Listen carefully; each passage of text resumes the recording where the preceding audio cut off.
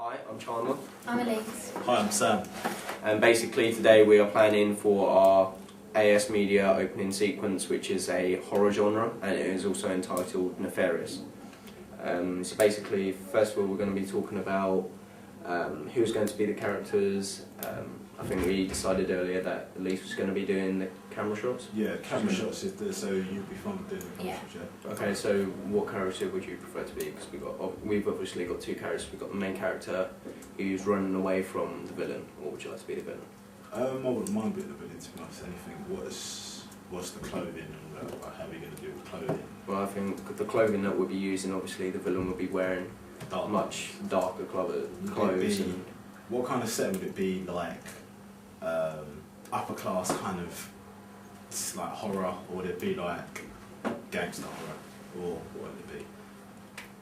Or would it just be pure horror with just like whatever, wearing dark clothes?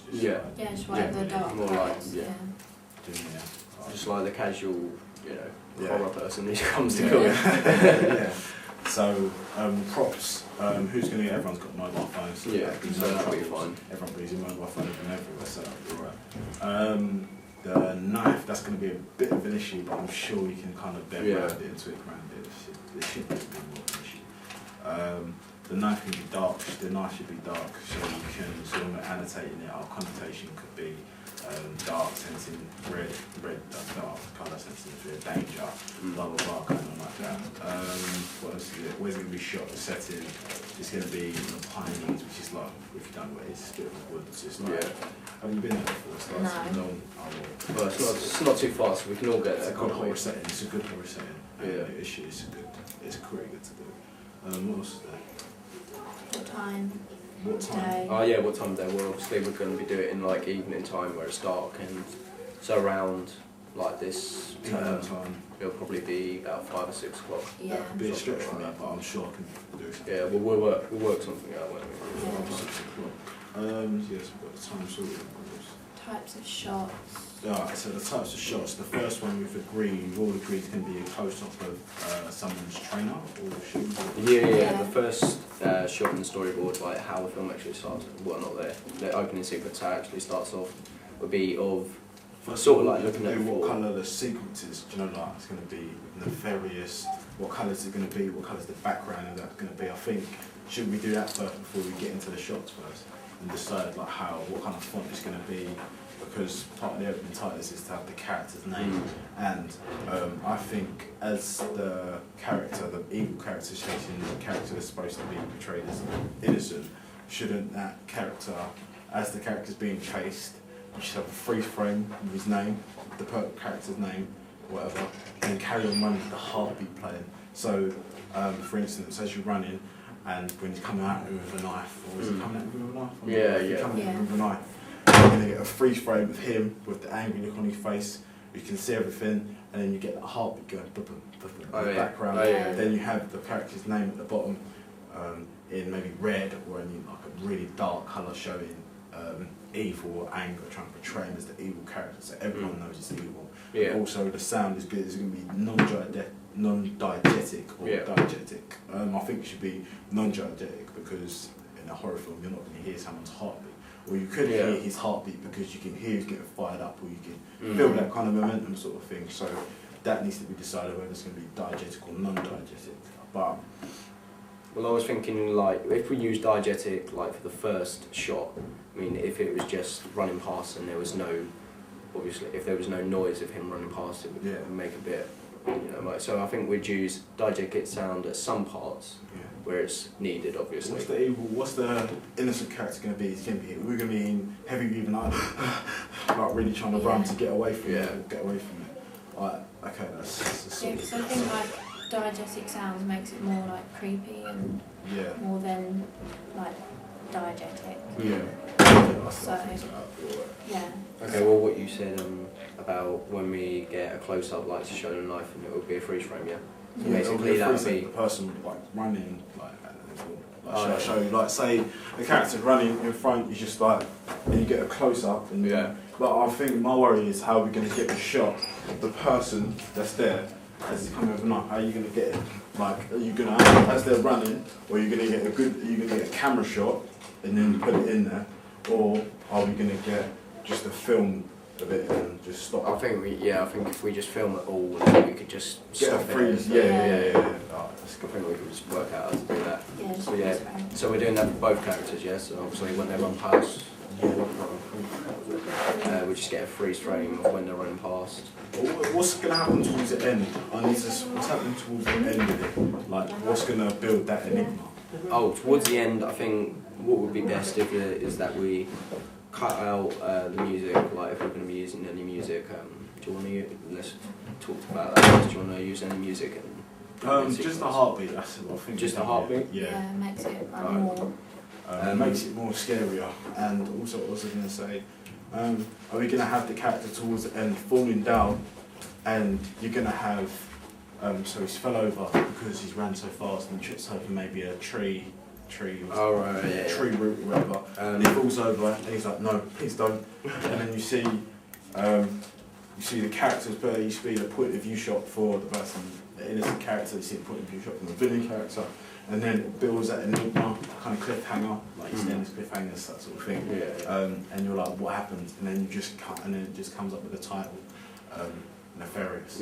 And then that leads it, and it makes you want to watch it more because you want to know, does he stab him? Does he kill him? Does he what happens? So I think that's what we should do towards the end as well. Okay. Yeah, that's good. Basically, we've got that got sort of an ending already, but we could change. We can alter it if you want. What's the ending? Basically, there's the main character. Like, they stop for a second and start looking around. That's where we cut to a point of view shot, you know, and they're looking behind and can't see the actual villain character. And then what we're going to try and do is fit the villain behind the main character, so you can't actually see the villain behind them. And then obviously the bad guy is going to, the bad guy or the villain is going to say something which is going to scare the main character. And obviously the main character is going to gasp and then turn around and then it'll black out like that. That's what me and Elise came up with. But what idea do you prefer? Because I don't want to just come over with ideas, but I'll do this, do that. What would you prefer? My idea I just said today, or would you prefer the one that you're playing? Because I think you'll be more interested in raise the enigma more, you know what I mean, rather than that one. It'll really keep that cliffhanger. That's all I'm thinking. Okay. Well, let's see. If we like stick to it, but obviously we'll alter it. So what we could do is do that. But you said like the main character would like fall down or something and like beg for life, right? Please don't. Okay, so because like obviously we won't have enough time.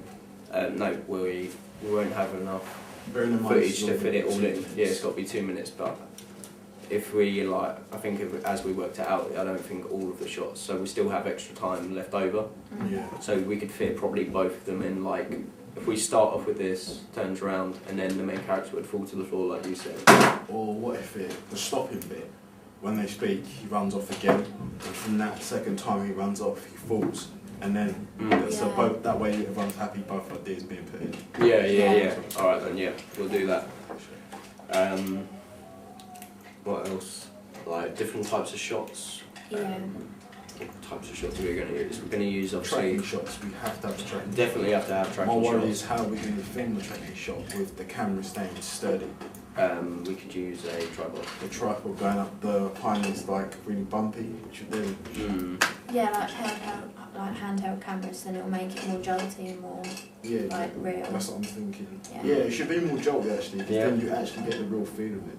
So it's not really planned. Do you know like Paranormal Activity? It's not a typical setting, and the camera shots are not a typical one you'd see incorporated in as well. So it's going to be like kind of that. That's where we get our inspiration. So in our decision and inspiration bit, when we're doing it on our blogs, we should say we got it from Paranormal Activity. Because it's not any type of normal setting which releases the enigma. Just go with that. Alright. So that will be a tracking shot that we got sorted.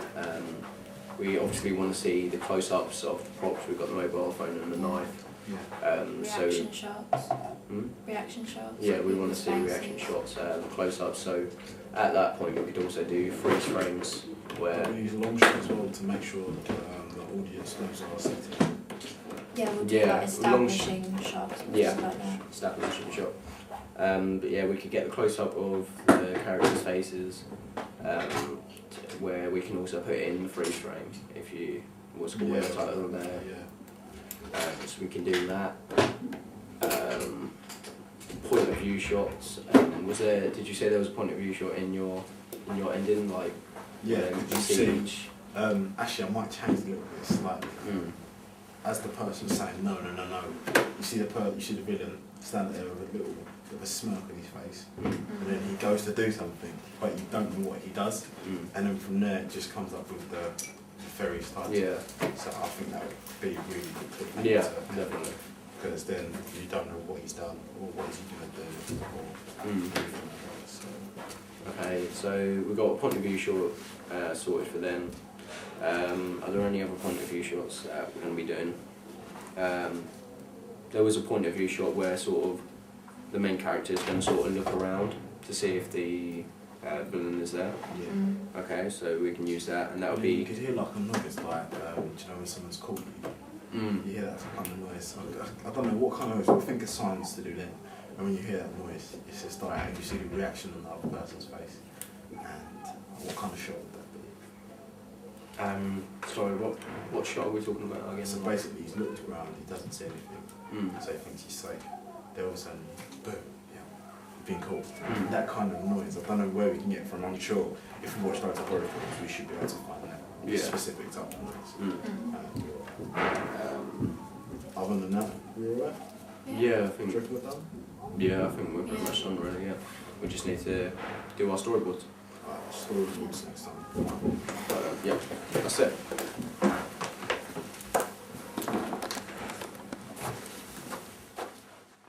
How'd you